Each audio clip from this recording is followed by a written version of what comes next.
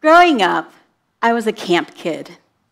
I spent my summers going to different types of camps, from day camp at the local private school to Girl Scout overnight camp in the mountains outside of Denver. I loved my overnight camps the best.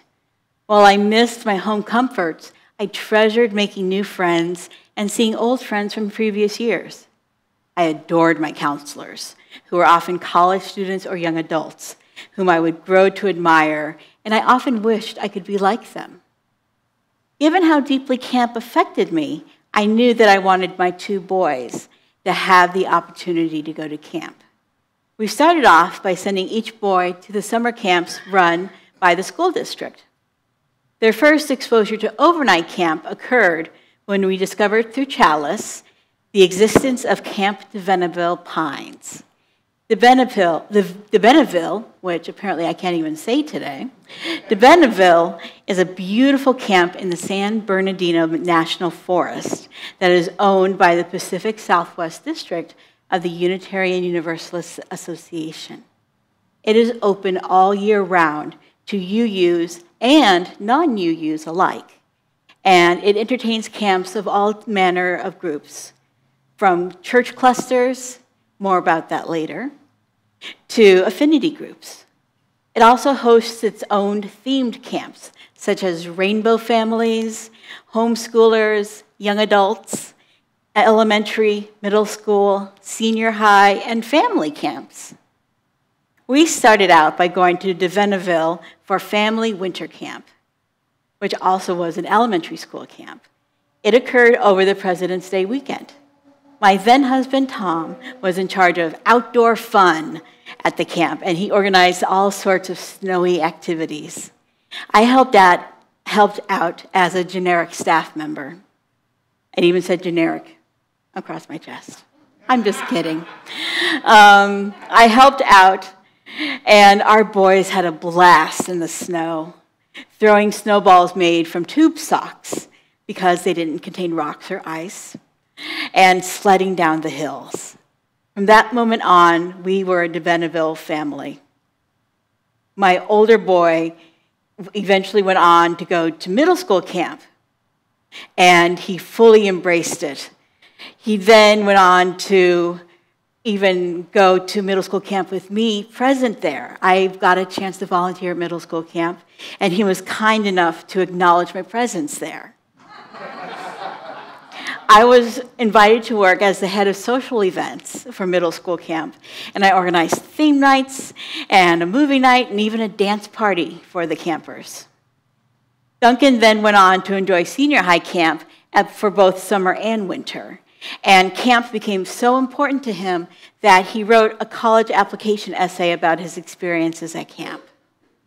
Griffin, on the other hand, was a little slow to fully embrace the DeBenneville experience.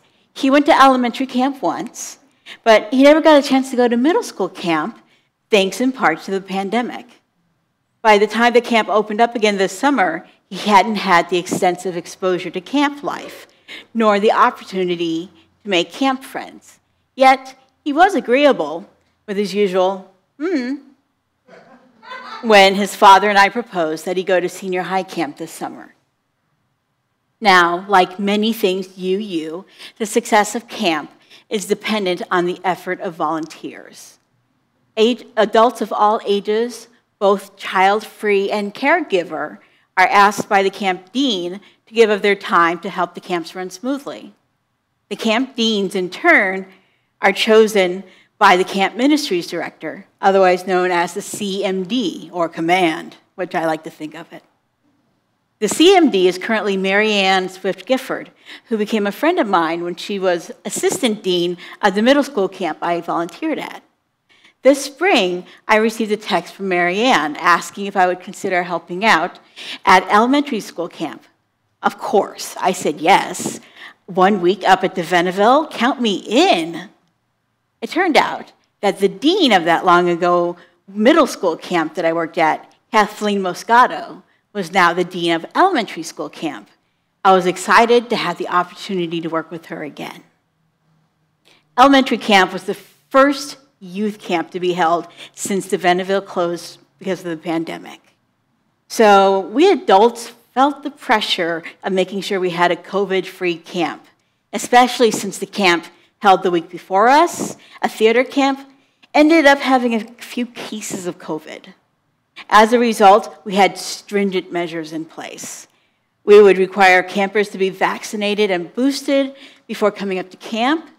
Caregivers would have to administer rapid COVID tests that morning before driving up to camp, as well as upon arrival at DeBenneville.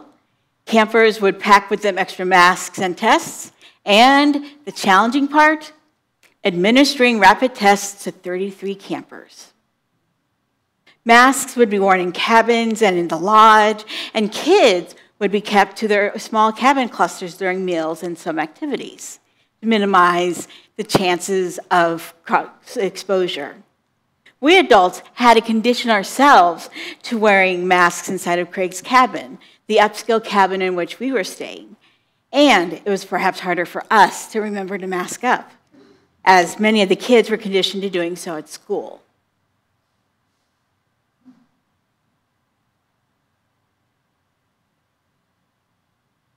One of the things I learned at camp was that preventing COVID necessitated quite a bit of flexibility and, let's face it, winging it on our part. It had been a long time since any of us had done camp. And for some adults and kids, it was their first time doing camp. And we had to make up things as we went along. We decided hours before the campers arrived that instead of eating meals inside of the lodge, we would eat outside under easy-up tents located just outside the lodge. This decision proved to be a good one. Flexible thinking was key to the success of elementary camp. Things couldn't go back to the way they used to be, so all of us, campers and staff, had to learn to embrace a way of problem solving that was less ego-driven and, to face it, more community-based. Time and again, I saw instances where ego was put aside, and that had better results than that more ego-driven essence of decision-making. And of course, paying attention to our covenants helped a lot. Another practice that developed at camp was the heavy use of they-them pronouns. We used they-them pronouns with our campers who said that they either wanted to try out non-gendered pronouns or who went by they-them pronouns at home. And we used they-them pronouns with campers to the extent that we just gradually used it as the default to actually refer to campers instead of trying to remember, okay, so this camper uses they, them, this camper uses she, her, this camper uses he, him. We just referred to all campers by they, and it was remarkably easy to do that.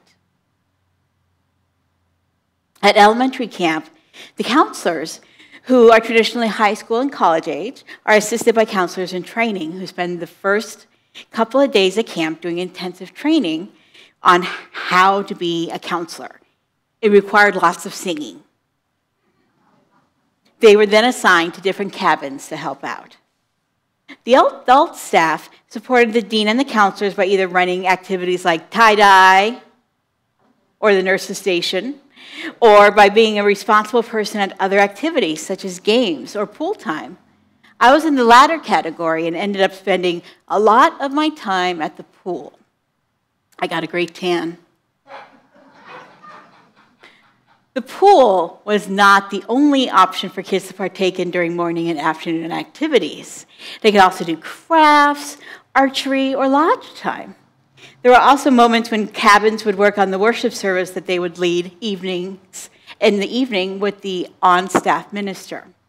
Each cabin did a service incorporating themes such as nature or individuality or whatever struck them as worship-worthy that day. The songs in this particular service are all, with the exception of the offertory, are all drawn from the services that the elementary campers chose for their services. But let's get back to the pool. The pool is important. During pool time, I learned kids are always listening. At my first pool time, I was standing around with some of the campers I had accompanied to the pool. We were waiting for the other campers to show up. One camper asked, "What is for lunch today?" This was a very popular question. What's for lunch? What's for breakfast? What's for dinner? They always ask. I could have just said, "I don't know," but that would have been too easy. Instead, I replied, "You know, there are so few true mysteries in the universe. One of them is the question of what's for lunch at camp." Surprisingly enough, she accepted my answer and apparently loved it so much that the next day when another camper asked what's for lunch today, she repeated it verbatim. Another valuable lesson I learned during pool time was that regardless of age, young people can feel really big feelings. I don't know if there was magic in being able to swim surrounded by beautiful pine trees, or if there were some special chemicals in that pool water, or if it was just the calm nature of our lifeguard, but something about that pool acted like truth serum, and the elementary kids let go of their metaphorical masks. This is where I saw how the stresses of COVID and isolation had affected them, and how they were now trying to get used to peers and communal living. Many of our campers were neurodivergent. That is, they were different in mental or neurological ways than from what was considered typical. Some had ADHD, some were on the autism spectrum. We learned about our campers via the profile forms that their caregivers filled out when registering for camp. These forms were really, really useful. They gave us insight into what made our campers who they were. And being neurodivergent could affect how some of our campers reacted to change and to being at camp. One of the things that made DeBenneville special is that these UU campers are allowed to be with others like them. Yet, at the same time, they can be their own unique selves. Many campers compared their experiences at DeBenneville to what they endured at other summer camps and stated that DeBenneville is superior. Yay! They didn't have to pretend to fit in. Yet, it is easier to fit in when you are a part of the majority. Let's face it. When you are a member of a minority culture, you do tend to stand out more. There was one camper, one of our youngest, who was neurodivergent and had faced many challenges in her early life. Fortunately, her mothers had told us how she communicated her feelings when, if you asked her, "What color are you feeling?" she would tell you what the color was, and then you could associate that with what the emotion meant. This young camper was one of only 2 black female campers at camp. She and the other black girl, who was a 6th grader, formed a bond which helped both of them. It can be lonely when you're one of only a few black, indigenous, or people of color in a place. And I was glad that these 2 found each other and connected. At the pool, I heard and saw how these 2 campers were perceived by the other campers. And I'll be honest, I did become concerned, especially for the younger girl who hadn't yet developed the skills to cope with it on her own. So I swore to myself that I would keep an eye on her, and then I followed up with the other adult staff, telling them of my observations. I didn't think it had really occurred to anyone else to consider whether or not race might have something to do with it. But in this instance, there was some fear going on. So, as the only actual staff member of color, I decided that it was worth keeping in mind. When things came to a head in a confrontation with another camper a couple of days later, I went to this particular young camper. I knelt before her. I took her hands, and I asked her, "What color are you feeling?" Immediately, she stopped being agitated and turned her head toward me. I asked again, "What color are you feeling?" She said, "Red." I then knew what was going on. I asked her, "Why are you feeling red?" She said, "I don't know." But we talked. We talked about how feeling red feels. And we had this great conversation. And from that point on, we made eye contact with each other, and she and I were connected. I spent the rest of elementary camp with her cabin when I wasn't doing my other tasks. She had a grown-up who she knew was on her side. Her emotions calmed down for the rest of camp, and she realized that there were people on her side who cared about her. That was very important. One of the counselors in training bonded with her as well, and it helped her navigate her big emotions to know that there was someone there for her when I wasn't around. At the end of camp, all the campers are given special awards that honor who they are. So it might be something like most musical or most likely to burst into jazz hands. This particular camper was given the award for most spirited camper, and I was really happy for her for that. When I got home, I knew that I wanted to do a service on my weekend in DeBenneville. What I didn't know is that I would actually spend 2 weeks at DeBenneville. The way the camps are arranged is that first you have elementary camp, then you've got middle school camp or junior high camp, and then you've got senior high camp. So during the week of middle school camp, I was arranging to get my son Griffin ready to go up for his first ever senior high camp. So I was at home doing laundry and buying flashlights. Then I got a text from Mary Ann asking if I had time to talk. "Ayanna, is there any way that you can come back and do senior high camp?" Apparently, the volunteers that the adult dean had lined up were getting sick with COVID. COVID, our friend. So the adult dean, who was currently running a camp in another state, needed Mary Ann to find more volunteers. If she didn't find enough adults to be staffed, the camp for the senior high would be canceled. I didn't want that to happen, so I said yes immediately.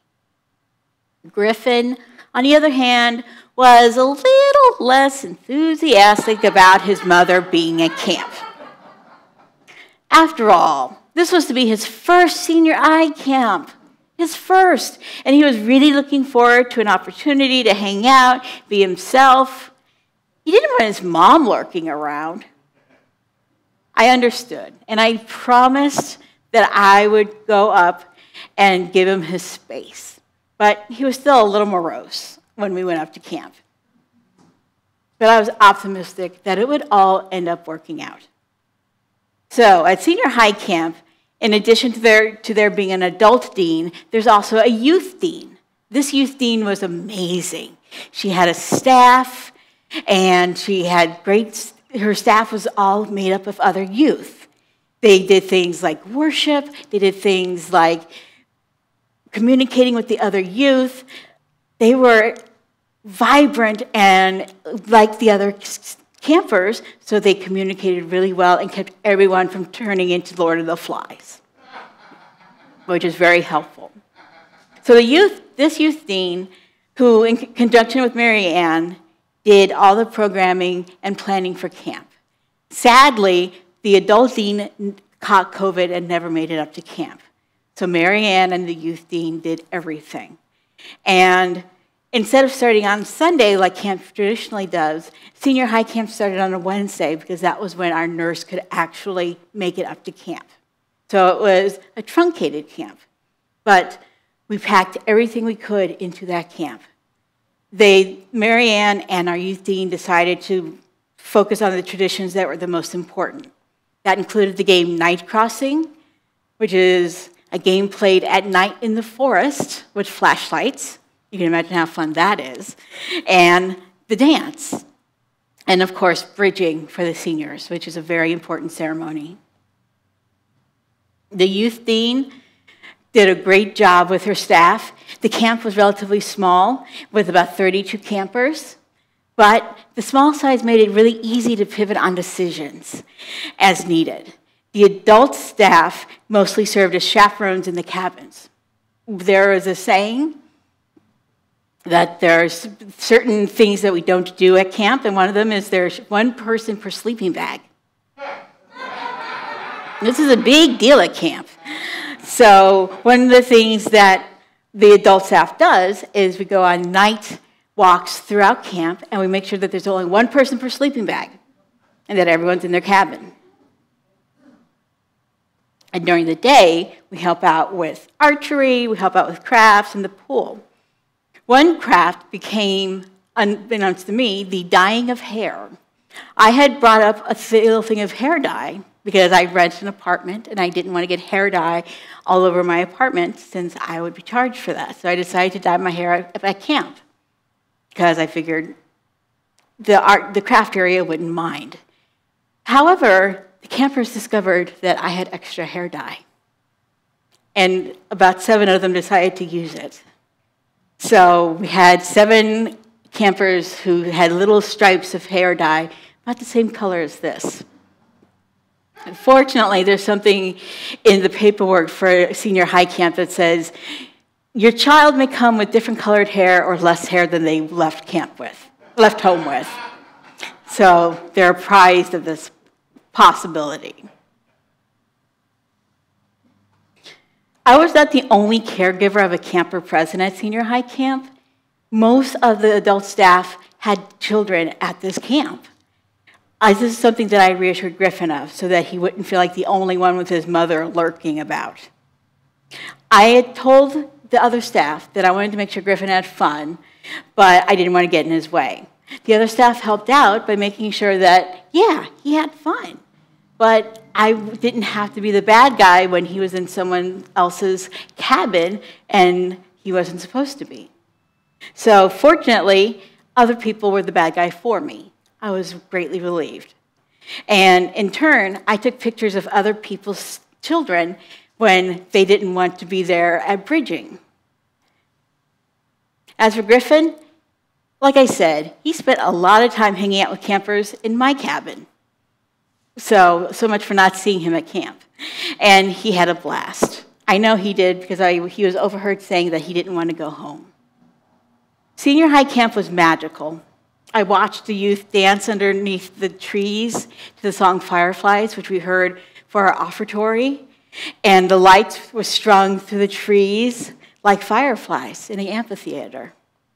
I realized one of the most important lessons that I learned among the Pines was that, it takes a freaking village to raise these kids. From infants in arms to babes in the woods at camp. I consider myself lucky to have been able to participate in camp this summer. I hope that some of you might someday consider going to camp. Or even volunteering at camp. You don't have to be a parent, just someone who cares about our youth. If you're interested, you can talk to me about it, or you can even talk to Sam. I hope to see you in the woods someday. I hope that you consider becoming a part of the camp family. So may it be.